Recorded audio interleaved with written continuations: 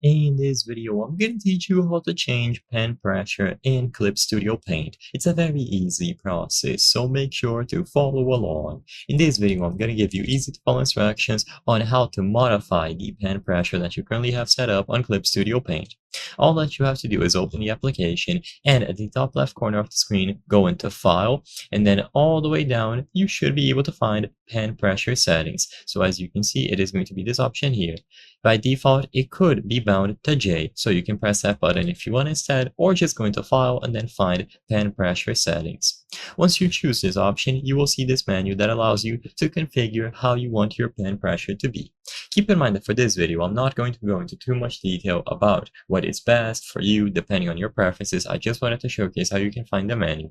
So as you can see, they are going to say draw freely on the canvas with the pen, and while drawing, intentionally vary your pen pressure as you would normally while drawing. So by controlling this graph, you will be able to change the pen pressure while drawing. If you changed this before and you would like to have a fresh start, I recommend choosing reset to default, and then you will be able to experiment. Like I said, I recommend that you check alternative guides and videos depending on the effect that you want to achieve. The purpose of this video is just to showcase how you can find this menu.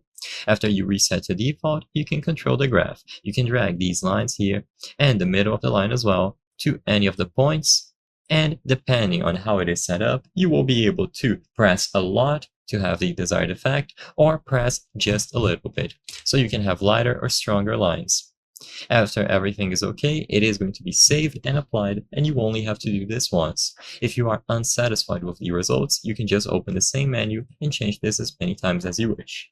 I hope I was able to help you on how to change pen pressure in Clip Studio Paint. If this video helped you, please be sure to leave a like and subscribe for more very easy tips. Thank you for watching.